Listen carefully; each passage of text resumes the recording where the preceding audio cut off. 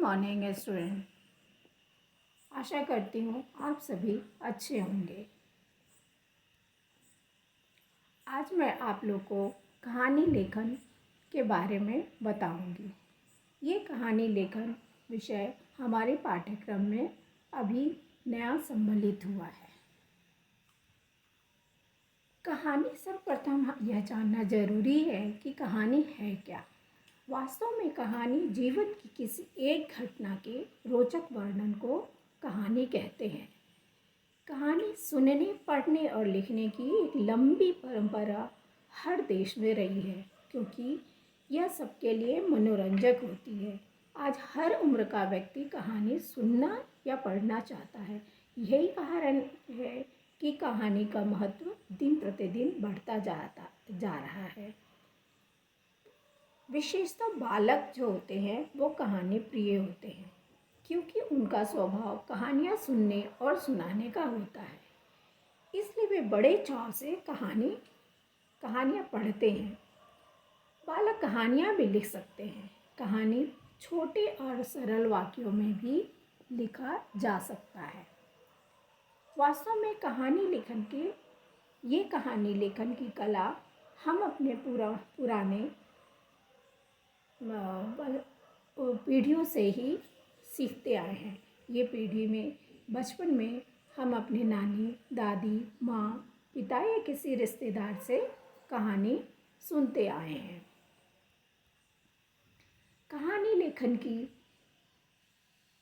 अब हम कहानी लेखन की विधियों पर प्रकाश डालेंगे।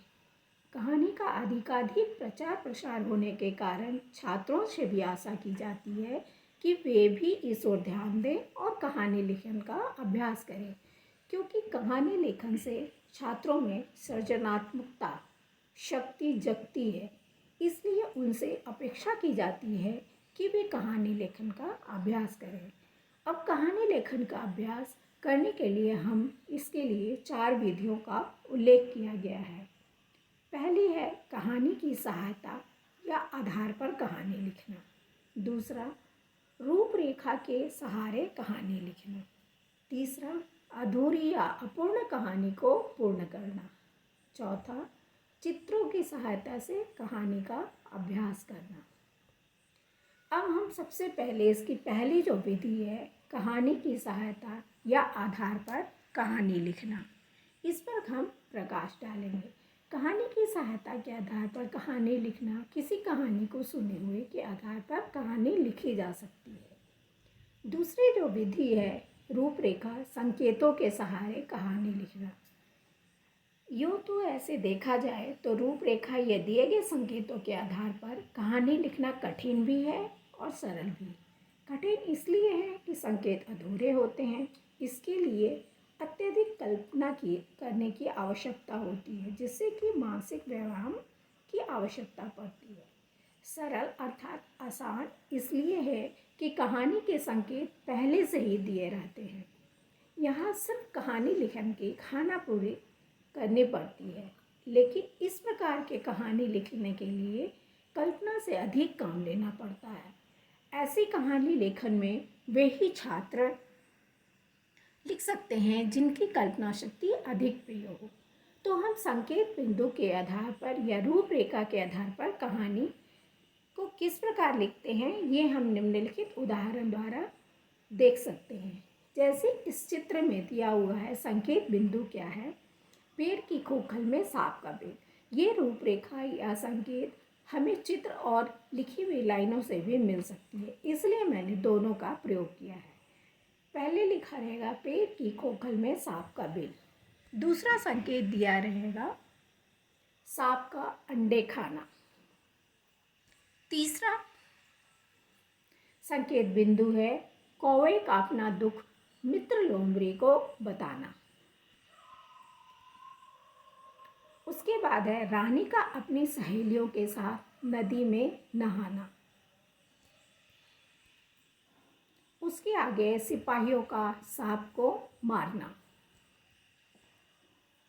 इस प्रकार हम देखते हैं कि संकेत के आधार पर किस प्रकार कहानी लिखी जाती है। तो इन संकेतों के आधार पर एक कहानी इस प्रकार लिखी जा सकती है कि सांप के पेड़ की खोलल में एक पेड़ होता है, उसके ऊपर कौवे का अड्डा, कौवे का घोंसला होता है। नीचे एक सांप अपना बिल में अपना घर बनाकर होता है।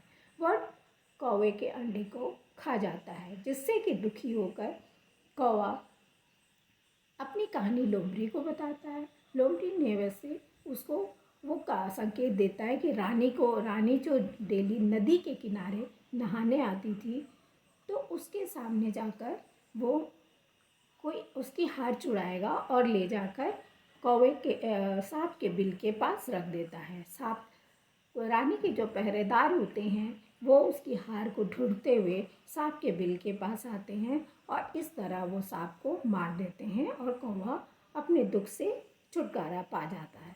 तो इस प्रकार इन संकेत बिंदुओं के आधार पर हम इस तरह एक कहानी लिख सकते हैं। अब तीसरा है अपूर्ण कहानी को पूर्ण करना। अपूर्ण मतलब आधी लिखी हुई कहानी।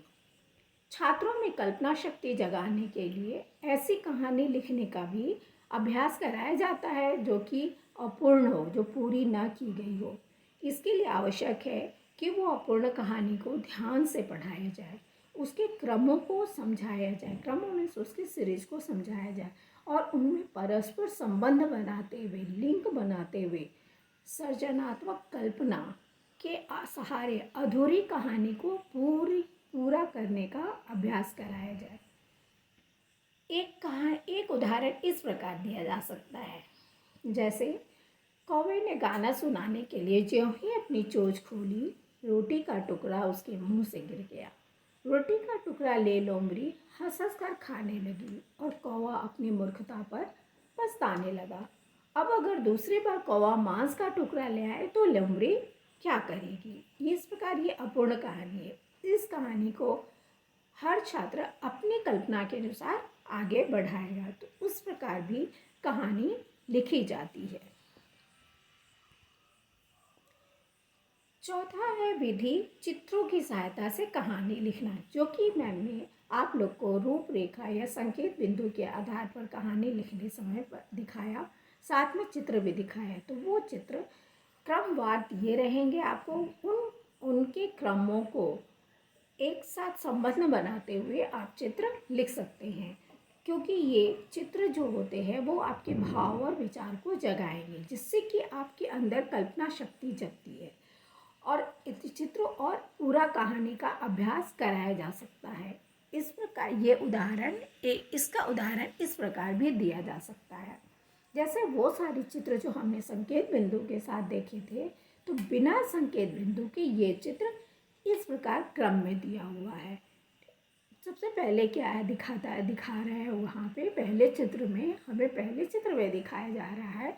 ये पहले चित्र में दिखाया जा रहा है कि एक पेड़ है जिसके ऊपर एक घोंसला बना हुआ है, जिसमें अंडे पड़े हैं और वहाँ एक सांप दिखाई जाता है। दूसरे चित्र में दिख रहा है कि एक पक्षी कौवा जो है वो लोमड़ी से वो कहानी अपनी बता रहा है, कुछ कह रहा है। फिर उसी के पास नदी होती है, पेड़ के पास उस नदी में रानी नहाने आती है। रानी की जगह आप और कुछ भी लिख सकते हैं। उसके कपड़े को लेकर या रानी के हार को लेकर कौवा क्या कर रहा है, पेड़ के पास गिरा जाता है, उसके घोंसले के पास। उसके आगे उसके हार को खोजते हुए या कपड़े को खोजते हुए उसके पहरेदार आते हैं और सांप को देखकर मार जाते हैं। और इस तरह कौवा अपने दुख से, अपनी समस्या से मुक्त हो जाता है। इस प्रकार ये कहानी भी लिखी जा सकती है। अब ये प्रश्न आता है कि कहानी लिखते समय किन बातों पर ध्यान दिया जाए। सर्वप्रथम हम यह ध्यान देते हैं कि दी गई जो रूपरेखा अथवा संकेतों के आधार पर ही कहानी का विस्तार करना होता है। उसके बाद कहानी में विभिन्न घटनाओं और प्रसंगों को संतुलित विस्तार देना होता है, अर्थात किसी प्रसंग को ना तो अत्यंत संक्षिप्त लिखना चाहिए, ना अनावश्यक रूप से विस्तृत करना चाहिए। उनके बीच एक बैलेंस, एक संतुलन बना होना आवश्यक है। नेक्स्ट, कहानी का जो आरंभ है वो आकर्षक होना चाहिए ताकि पाठक का मन उसे पढ़ने में रम जाए। उसके बाद हम कहानी की जो भाषा है वो सरल होनी चाहिए, स्वाभाविक होनी चाहिए और वो प्रभावमयी होनी चाहिए, अर्थात उसमें उसे रुका हुआ नहीं जान पड़ना चाहिए। इसके साथ ही साथ उसमें क्लिष्ट शब्द यानी कि बहुत ही ज़्यादा कठिन शब्दों तथा लंबे वाक्य का प्रयोग नहीं होना चाहिए, अन्यथा कहानी में उबाऊपन आ जाएगा। उसके आगे जब कहानी हमारी पूरी हो जाती है तो उस कहानी को उपयुक्त एवं आकर्षक शीर्षक देना चाहिए। अंत में कहानी से मिलने वाली सीख को भी दर्शाना बेहतर होता है। इस प्रकार इन सारी बातों को ध्यान में रखकर हम एक कहानी लिख सकते हैं।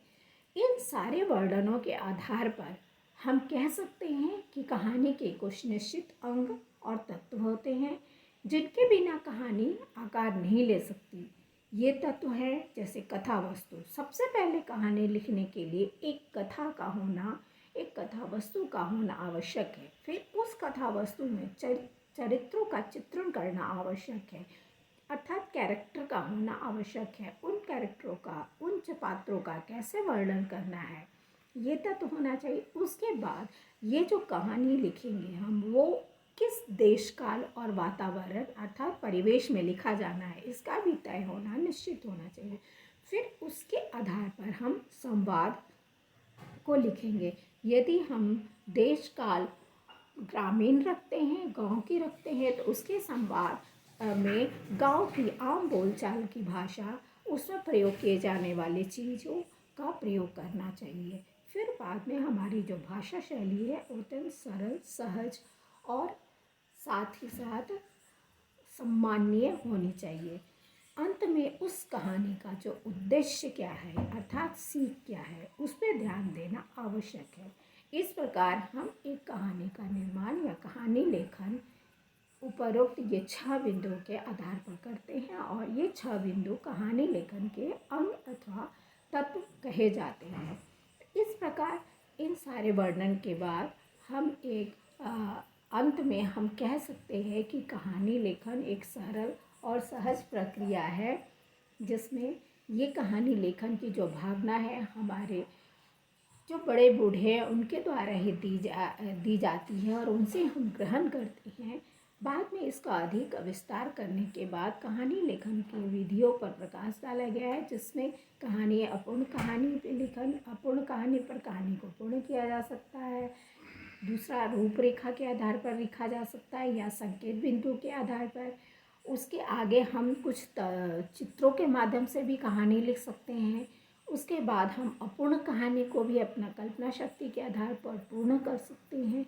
इस प्रकार और अंत में जब कहानी लिखते हैं तो उनका उद्देश्य और एक आकर्षक शीर्षक का होना अत्यंत आवश्यक होता है। तो इस प्रकार कहानी लेखन का पूरा जो ये विषय है ये खत्म होता है। आशा है कि कहानी लेखन अब आपको समझ में आ गया होगा।